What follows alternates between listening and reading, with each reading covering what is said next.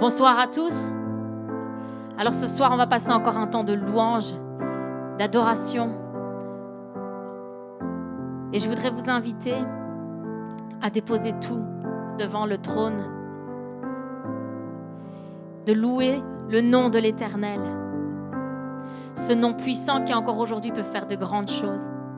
Et je le crois peut faire encore de grandes choses ce soir. Que chacun d'entre nous, on puisse donner un ordre à notre âme, un impératif. Loue l'Éternel, mon âme, bénis l'Éternel. Ce nom puissant. Amen. Bénis Dieu, oh mon âme, oh mon âme, rends gloire à son saint nom. On chante comme jamais, oh mon âme, rends gloire à son saint nom. Voici l'aurore, l'aube d'un nouveau jour. Pour toi un chant doit s'élever devant ce qui m'attend et ce qui pourrait m'arriver. Qu'à la fin du jour je te chante encore. Bénis Dieu, oh mon âme, oh mon âme, rends gloire à son saint nom. On chante comme jamais, oh mon âme, rends gloire à son saint nom. Riche en bonté, lent à la colère, ton nom est grand et ton cœur est bon. Je ne cesserai de chanter tes bontés. J'ai des milliers de raisons pour louer. Bénis Dieu, oh mon âme, oh mon âme, rends gloire à son saint nom. On chante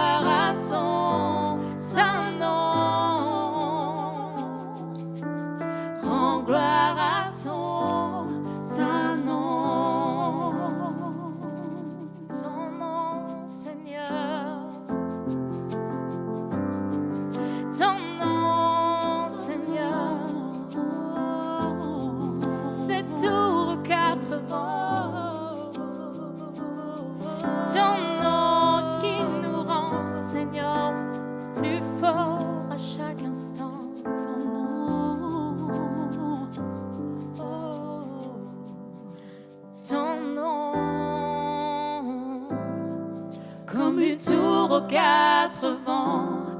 Ton nom nous rend fort à chaque instant. Ton nom, que tous les peuples entonnent un chant, car aucun autre nom n'est plus grand que ton nom. Comme une tour aux quatre vents, ton nom nous rend fort à chaque instant. Ton nom, que tous les peuples entonnent un chant, car aucun autre nom n'est plus grand que ton nom.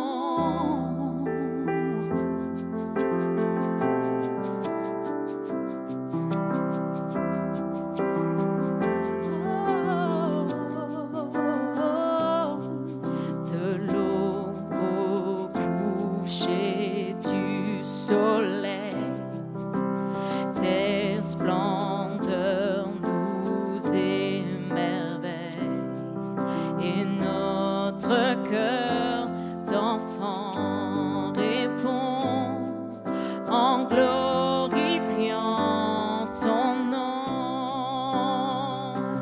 Ton nom, comme une tour aux quatre vents, ton nom nous rend fort à chaque instant. Ton nom, que tous les peuples entonnent un chant, car aucun autre nom n'est plus grand que ton nom.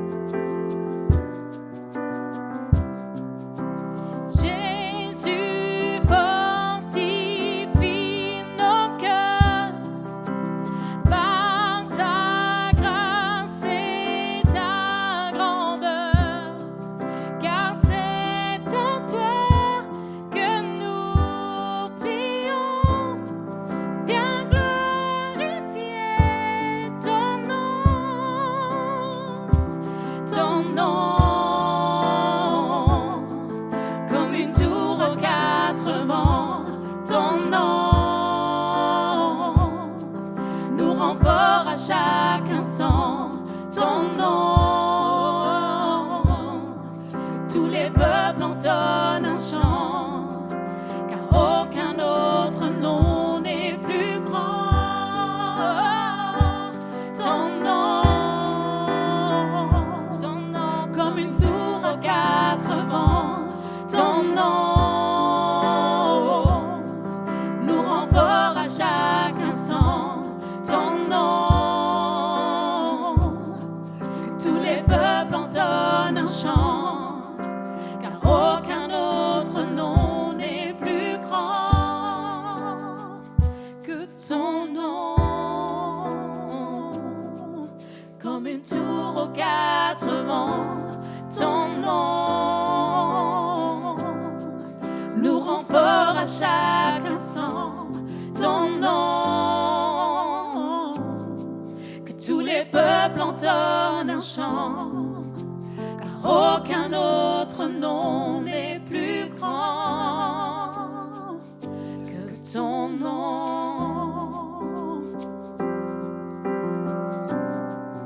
Oh, que ton nom.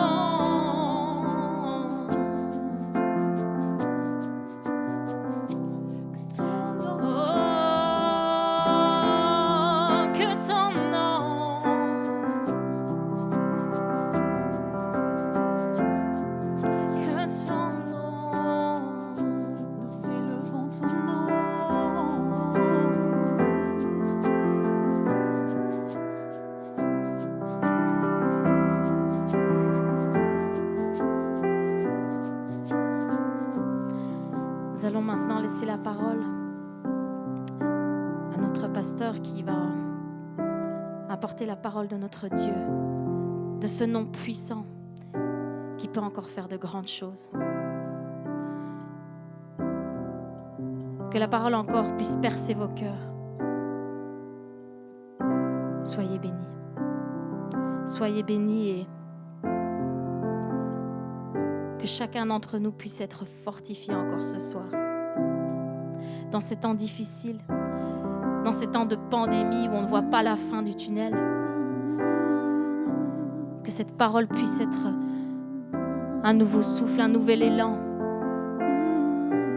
que l'on puisse être ressourcé en sa présence. Alors je vous invite vraiment à fermer tout ce qui peut être une source d'obstacles et de perturbations et de vous concentrer sur la parole de Dieu, de ce nom puissant. Amen. Merci au groupe de louanges pour ce moment béni ensemble. Et donc aujourd'hui, c'est à moi de partager la parole avec vous.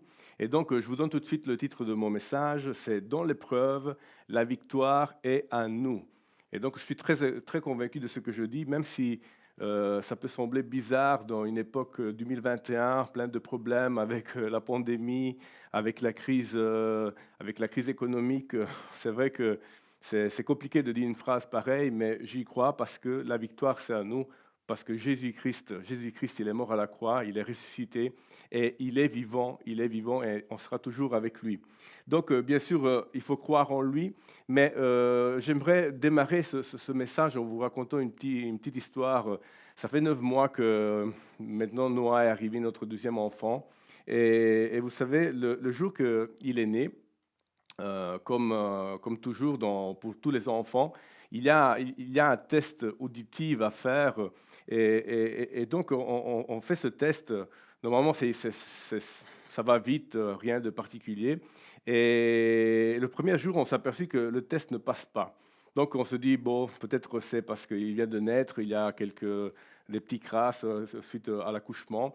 En plus, Stéphanie, ma femme, elle est sage-femme, donc elle connaît son métier. Elle dit, t'inquiète, ça va aller. Mais à moi, un petit peu, la chose m'avait un petit peu tilté, fait un petit peu peur, mais j'ai dit, OK, je vais faire confiance à Stéphanie. Le lendemain, on fait le test, le jour du départ, du retour à la maison. Et encore le matin, qu'est-ce qui se passe? Encore le test ne passe pas.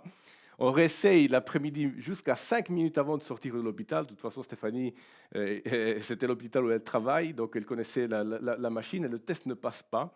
Et donc, comme vous pouvez bien comprendre, on retourne à la maison avec un cœur lourd. En plus, on arrive à la maison, il y a toute la famille. C'était après le lockdown, donc on pouvait fêter ensemble. On retrouve toute la famille là pour fêter. Et on arrive à la maison, on a un cœur lourd parce que nous, on sait, eux, ils ne savent pas. Bon, c'était rien de grave. Ça arrive. Stéphanie, des fois, ça arrive avec les enfants. Et ça arrive de dire, Madame, ne vous inquiétez pas, de toute façon, dans un mois, vous ferez un test plus approfondi et ça va aller. Mais quand tu le dis aux autres, c'est différent que quand ça arrive à toi. C'est ton enfant. Et donc, on était stressés parce qu'on devait attendre un mois avant d'un test plus approfondi. Et on arrive à la maison, tout le monde fête, on donne la nouvelle, bien sûr, c'est pas évident. Et quand tout le monde part à la maison, donc j'ai ce désir, ce besoin de me mettre à part pour passer un petit peu de temps dans la présence de Dieu. Et donc j'écoute de la musique, je lis, l'objectif c'était de lire la Bible, et donc je tombe sur un chant. C'était un chanteur italien chrétien qui venait de sortir ce nouveau titre avec son album. Et justement, j'avais entendu parler de lui. Ça faisait il y a presque 2 ans. On avait même prié pour lui parce qu'il avait découvert qu'il y avait une maladie à la langue, donc il avait un tumeur à la langue, quelque chose de très grave, quelque chose que, en fait, il pouvait lui empêcher de chanter. Chanter, c'était sa vie, c'était son métier. Il avait tout abandonné pour composer de la musique, il faisait des tournées. Et donc, imaginez-vous que quand il découvre cette maladie, c'est un coup. Et pendant un an et demi, il fait une thérapie, donc il prie, il se met à part pour Dieu, et donc il compose ce chant. Et ce chant, c'était son premier chant après la guérison.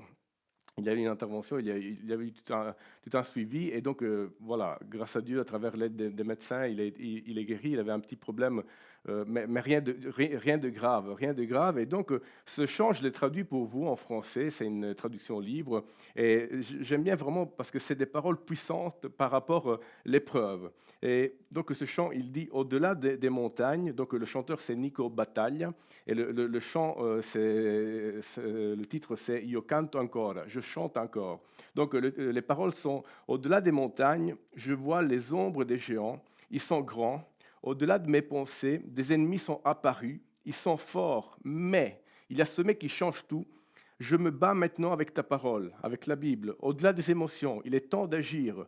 Plus de questions. Dieu est plus grand, au-delà des peurs, de mes aventures. Je regarde en face la mort. Dieu est plus fort. Je n'ai pas peur. Je gagne maintenant. Avec le Christ, je suis toujours vainqueur. Le chef des armées est avec moi. Et dans ce chant, dans ces paroles, ça m'a vraiment touché parce qu'il dit, il y a des ennemis, l'épreuve est là, ils font peur, mais il y a un mec qui va changer tout. Je me bats maintenant avec ta parole, avec la Bible. Je ne me laisse pas avoir par les émotions. Il est temps d'agir. Et ici, le mot-clé de ce chant qui va nous permettre de rentrer aussi dans un texte biblique, c'est « le chef des armées est avec moi ». Et c'est ça la certitude. Et cette phrase m'a rappelé un passage en Josué 5, justement ce passage où Josué, on va le lire, il rencontre un ange, c'est une Christophanie, c'est vraiment Jésus-Christ qui se montre à lui et lui dit « T'inquiète pas, le chef des armées est avec toi et on va voir ces murailles tomber. » Donc c'était le moment où Josué, le peuple d'Israël, devait rentrer en Jéricho, mais il y avait ces murailles devant eux. Et donc je lis le texte en Josué chapitre 5, à partir du verset 13. Il est écrit « Comme Josué était près de Jéricho, il leva les yeux et regarda. » Donc il leva les yeux et regarda, c'est très important. « Voici qu'un homme se tenait debout devant lui, son épée dégainée dans la main. Josué alla vers lui et lui dit, « Es-tu pour nous ou pour nos ennemis ?» Il répondit, « Non, je suis le chef de l'armée de l'Éternel. Je suis le chef de l'armée de l'Éternel. J'arrive maintenant. Il est à l'heure. » Josué tomba le visage contre terre, adora et dit, « Que dit mon Seigneur à son serviteur ?»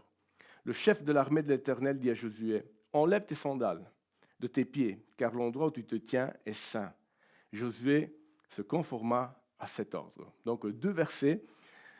Et juste pour remettre un petit peu dans le contexte, donc, le peuple d'Israël est prêt à rentrer en Jéricho. Donc, il y a une promesse depuis des centaines d'années, il y a une terre promise qui les attend. Et apparemment, au-delà de ces murailles, il y a quelque chose de beau, quelque chose de magnifique, quelque chose qu'il faut la peine de vivre. Et leur ancien chef, donc Moïse, était mort comme toute sa génération. Et maintenant, l'héritage, celui qui devait ramener le peuple de l'autre côté des murailles, c'était Josué. C'était un héritage important, c'était quelque chose de lourd, une grande mission. Mais Josué n'était pas pris à la dépourvue, mais Dieu l'avait préparé. En fait, il avait été en stage, Josué avait été en stage avec Moïse pendant des années. Il était un homme qui connaissait Dieu, était un homme qui a été formé pour ce moment. Et maintenant, il se retrouve devant cette épreuve. En fait, déjà, il avait déjà vécu une épreuve. Dieu lui avait dit de passer le Jourdain. Donc, il avait passé le Jourdain et maintenant, il y avait les murailles. Et l'objectif de Dieu, c'était que le peuple, à travers ces 2 épreuves, puisse comprendre que c'était lui maintenant le leader, c'était lui l'homme choisi pour conduire le peuple en Jéricho. Et donc, je lis en Josué 3,7, c'est Dieu qui parle à Josué avant d'aller face à ces murailles. Donc, aujourd'hui, je vais commencer à te rendre grand aux yeux de tout Israël, afin qu'ils sachent que je serai avec toi comme j'étais avec Moïse. Donc, vous voyez comme l'épreuve arrive pour qualifier, pour dire, voilà, c'est lui que j'ai choisi et je serai avec lui comme j'étais avec Moïse. Et maintenant, j'aimerais vous donner me donner à moi aussi quelques conseils pour pouvoir vaincre l'épreuve et sortir de cette épreuve qu'on est en train de vivre d'une manière victorieuse. Parce que c'est vrai, en 2021, avec la crise, avec la maladie, peut-être c'est une maladie, peut-être c'est la crise, peut-être c'est le travail qui va mal, tu as peur de faire faillite. C'est vrai, il y a plein de problèmes, mais aujourd'hui, Dieu te parle parce qu'il voudrait te dire: je suis là, la victoire est à nous. Donc le premier point, on va avec le premier point de cette prédication, de ce message: regarde à l'épreuve avec un regard spirituel. Et ça change tout. Quand en fait on regarde avec les yeux de la chair, c'est compliqué. On voit les murailles, Josué pouvait voir ces murailles. Et donc j'ai fait une petite recherche dans une Bible d'études, la Bible d'études MacArthur. Il nous donne quelques détails par rapport à ces murailles. La ville était dotée d'une double enceinte. La muraille extérieure était épaisse de 1,8 mètre. L'intérieur, donc il y avait deux murailles d'enceinte, une était large de 1,8 mètre et l'intérieur de 3,6 mètres. Des poutres avaient été posées entre elles et supportaient le poids de maisons. Puisque Jéricho était construite sous une colline, il fallait gravir une pente escarpée pour s'en approcher, ce qui désavantagea fortement les Israélites. Donc vous voyez, il y avait une double enceinte de murailles. Les murailles étaient très épais. Très épais. En plus, la ville de Jéricho était sous une colline, et donc ça désavantageait pas mal les Israélites qui devaient monter par le bas. Et vous savez, ces murailles, en fait, je méditais sur ce passage, ces murailles, d'une manière indirecte, avaient déjà tué toute une intergénération avant Josué. Et je vous explique. Quand Israël devait rentrer en Jéricho, Moïse, le chef du peuple, envoie des espions pour aller voir qu'est-ce qu'il y a de l'autre côté. Et donc, ces 12 espions, ils partent, et quand ils reviennent, ils font leur rapport à leur leader, le chef du peuple. Et en fait, il y en a 10 qui donnent un rapport mauvais. En fait, il dit oui, de l'autre côté, c'est la bénédiction, c'est le pays du lait, du miel, mais il y a des murailles. En fait, il cite vraiment les murailles, donc c'est dans Nombre 13, 27, 28. Voici ce qu'ils racontèrent à Moïse. Nous sommes allés dans le pays où tu nous as envoyés. C'est vraiment un pays où coule le lait et le miel. Et voici les fruits. Mais le peuple qui habite ce pays est puissant. Les villes sont fortifiées. Les villes sont fortifiées. Il y a des murailles. Elles sont très grandes. C'est vraiment difficile. C'est une épreuve. On ne peut pas y arriver. Ça, c'est la réaction des 10 espions. Mais 40 ans auparavant, Josué avait déjà décidé de regarder avec des yeux spirituels. Parce que parmi les 12, il y en avait 2, c'était Josué et Caleb, qui vont à l'encontre de la décision de tout le monde. En fait, tout le monde disait, tout le peuple criait, Nombre 14, 1, 2, toute l'assemblée se souleva et poussa des cris, et le peuple pleura. Suite au rapport négatif des 10, le peuple pleura pendant la nuit. Tous les Israélites murmurèrent contre Moïse, et toute l'assemblée leur dit: si seulement nous étions morts en Égypte ou dans ce désert. Donc vous voyez, toute la société, tout le peuple d'Israël disait: pourquoi tu nous as amenés jusque là-devant? On pouvait mourir en Égypte, on était plus tranquille. Mais il y avait Caleb et Josué qui avaient décidé de regarder avec des yeux spirituels.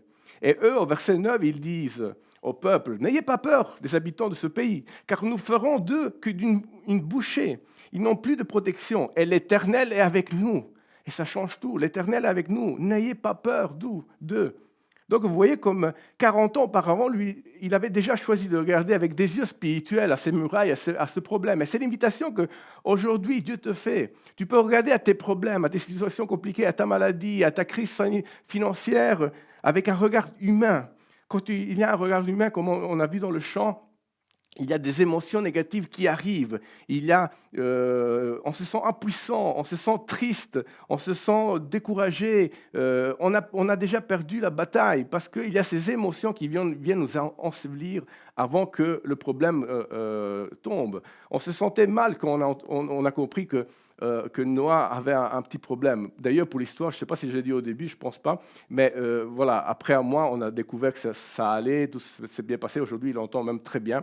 Ça suffit un petit bruit pour se réveiller pendant sa sieste. Donc, quand on regarde avec des yeux humains, on tombe et c'est compliqué de se relever. Par contre, si on regarde avec des yeux spirituels, c'est là qu'on a la victoire. C'est là qu'on comprend qu'il y a une puissance de Dieu qui peut venir à notre soutien. C'est là que, quand on a la victoire, après on a un témoignage à raconter et tant d'autres choses qu'on regarde avec les yeux du cœur, avec les yeux de Dieu, pas avec un regard humain, charnel, sur la situation, mais avec les yeux de l'esprit. Et maintenant, j'aimerais aller avec notre deuxième point. Donc l'épreuve, je sais que personne n'aime bien une épreuve, mais l'épreuve est l'occasion pour vivre une expérience spirituelle forte. Et je souligne forte. Parce que quand Josué se trouve devant ces murailles, comme on a lu, donc Josué 5, 13, comme Josué était près de Jéricho, il leva les yeux et regarda, avec des yeux spirituels, j'ajoute, voici qu'un homme se tenait debout devant lui, son épée dégainée dans la main. Donc il y avait un homme, ce n'était pas un homme, ce n'était pas quelqu'un comme lui, c'était une Christophanie, c'était Jésus qui se présentait. Jésus, avant de venir dans le Nouveau Testament, avant de naître à travers Marie, plusieurs fois dans l'Ancien Testament, on le voit qui arrive dans l'histoire du peuple d'Israël pour donner des conseils, pour donner une direction, pour les encourager. Et c'est le cas dans cette situation. Et regardez, quand Josué, au début, voit cet homme, il voit ce Jésus-Christ devant lui, le chef des armées, il est dans le doute et lui dit, est-ce que tu es venu, tu es pour nous ou pour nos ennemis? Et c'est la question que des fois on se pose. On se dit, Seigneur, mais tu es où dans mes situations? Qu'est-ce que tu es en train de faire? Je suis en train de me battre, mais je n'arrive pas, c'est compliqué. Je sais, le doute, ça peut venir, ce n'est pas un péché. Avoir peur, avoir un doute, ce n'est pas un péché. C'est notre nature humaine. Mais il faut tout de suite relever les yeux, lever les yeux et comprendre que Dieu est avec nous et ne nous a pas oubliés. Et c'est justement, il est là pour nous faire vivre une expérience spirituelle forte. Parce que Josué n'aurait jamais pu rencontrer le Fils de Dieu s'il n'y avait pas eu les murailles devant lui.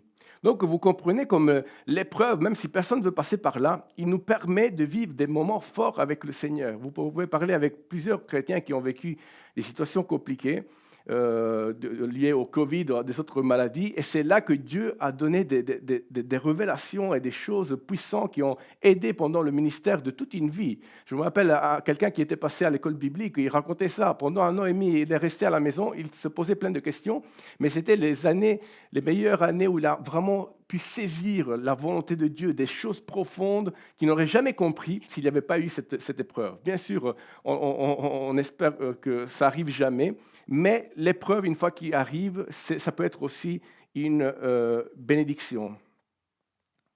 Et en fait, le chef, donc cet homme qui se présente devant Josué, il dit je suis le chef de l'armée du Seigneur. Ce n'est pas n'importe qui, c'est le chef de l'armée du Seigneur. C'est Jésus-Christ qui vient devant lui. Et alors, il lui dit, cet homme, il lui dit, enlève tes sandales de tes pieds, car l'endroit où tu te tiens est saint. Vous voyez comme, tout à coup, le moment de l'épreuve devant ces murailles devient un endroit saint. Enlève tes chaussures.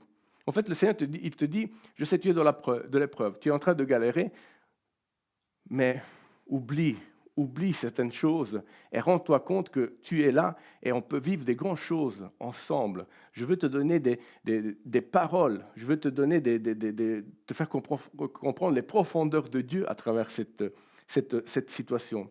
Et vous savez, quand on lit « Enlève tes sandales de tes pieds, car l'endroit où tu te tiens est saint », tout de suite, si on a un petit peu de connaissance de l'Ancien Testament et de la Bible, on se rappelle de cet appel de Moïse face au buisson ardent. En fait, Dieu l'appelle et lui dit « Va libérer le peuple d'Israël ». Et qu'est-ce qu'il lui dit?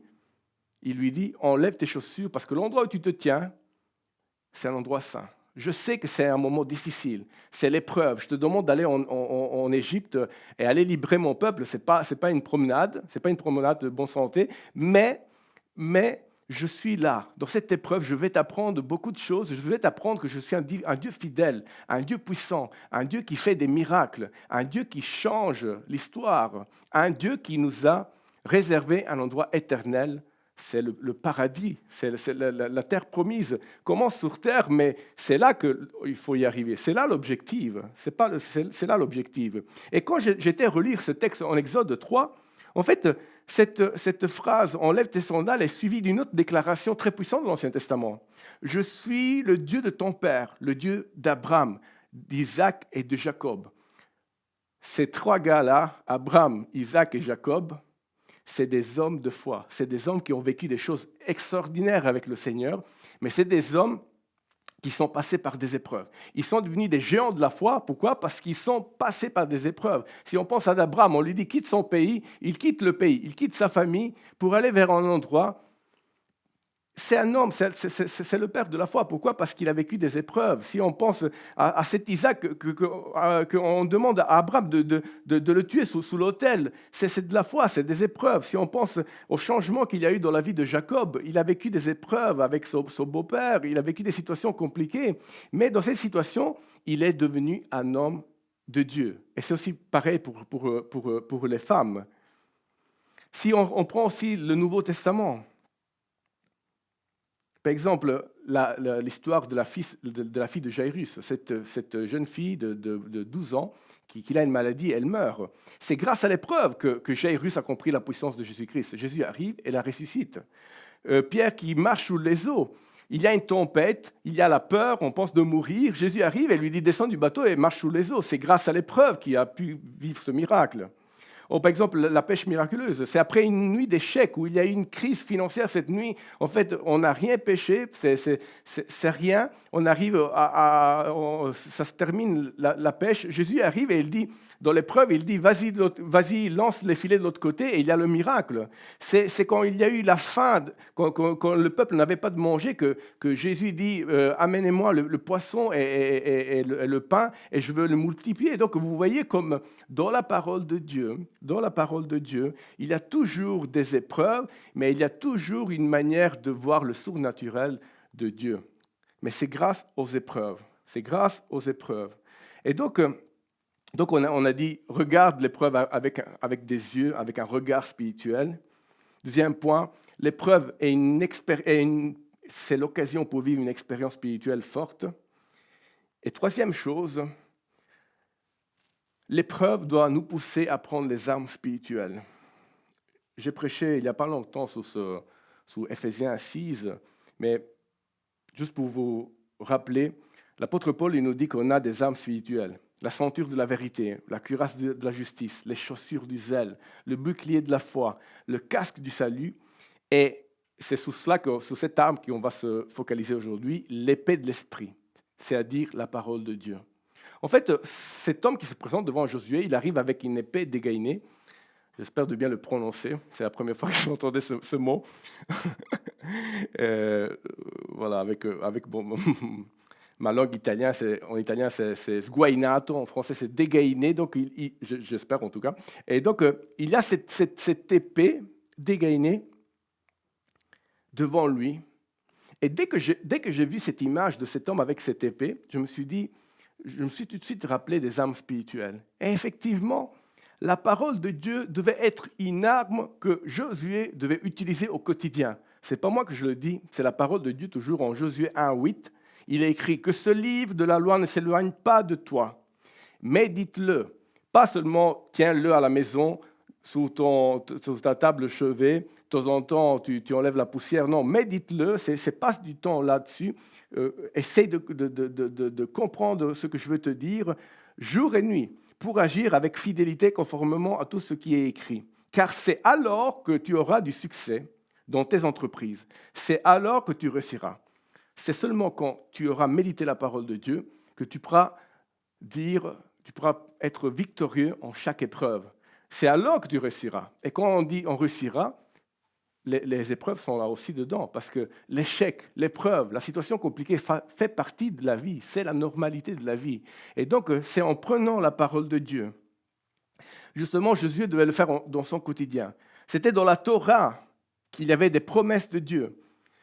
C'était dans la Torah qu'il y avait des promesses que Dieu avait faites à son peuple. Regardez en Exode chapitre 23, à partir du verset 20, il est écrit « Voici que j'envoie un ange devant toi ». Donc, vous voyez, il y avait un ange qui devait aller devant le peuple pour te protéger en chemin et pour te faire arriver à l'endroit que j'ai préparé. Il y avait un endroit où il fallait arriver. C'était cette terre promise. Fais bien attention en sa présence et écoute-le. Écoute l'ange. Ne lui résiste pas. Écoute Jésus-Christ. En effet, il ne pardonnera pas vos péchés car mon nom est en lui.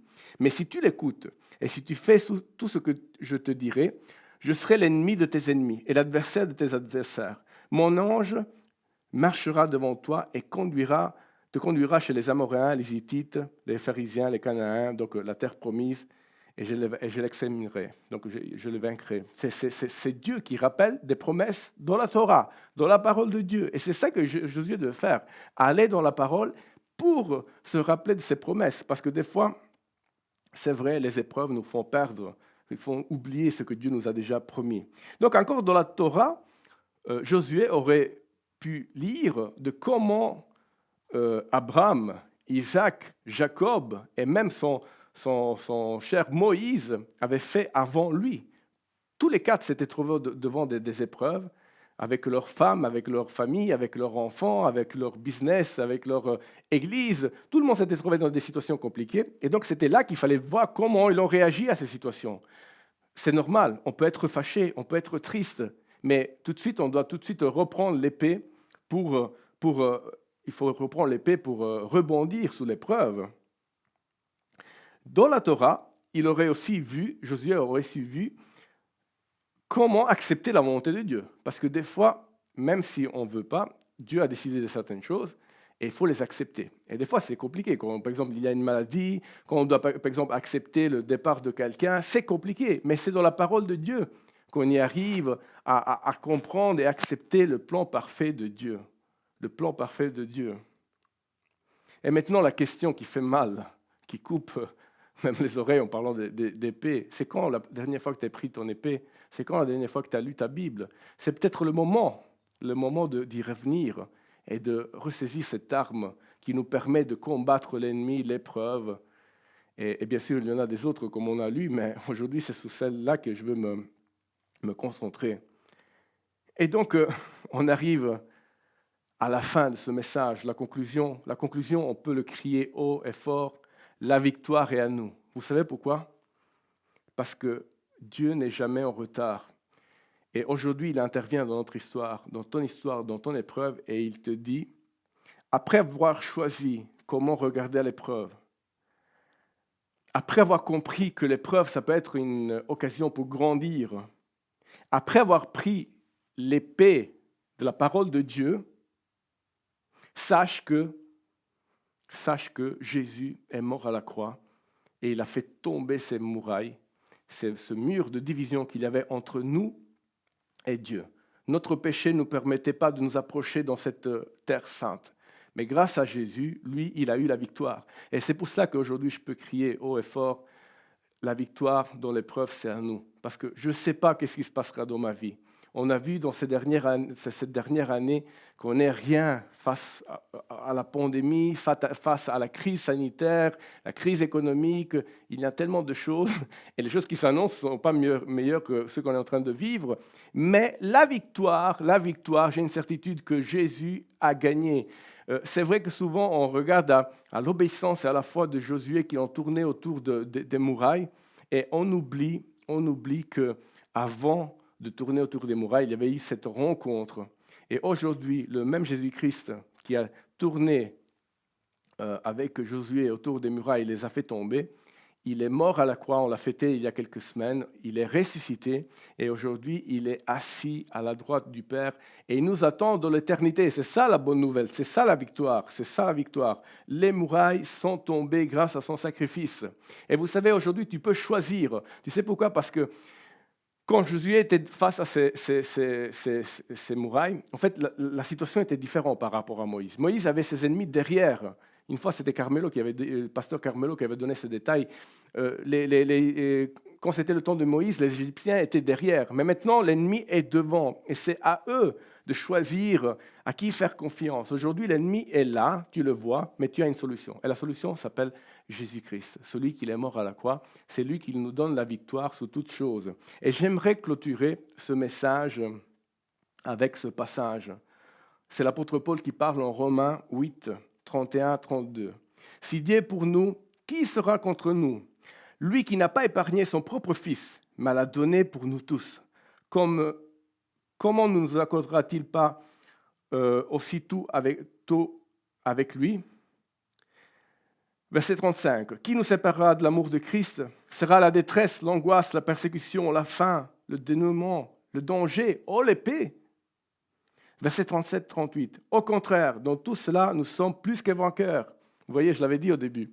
Nous sommes plus que vainqueurs grâce à celui qui nous aime. En effet, j'ai l'assurance que ni la mort, ni la vie, ni les anges, ni les dénominations, combien de chants on a fait sur ce passage, ni le présent, ni l'avenir, ni la puissance, et combien de chants vont encore sortir sur ce passage, ni l'auteur, ni la profondeur, ni aucune autre créature ne pourra nous séparer de l'amour de Dieu manifesté en Jésus-Christ, notre Seigneur.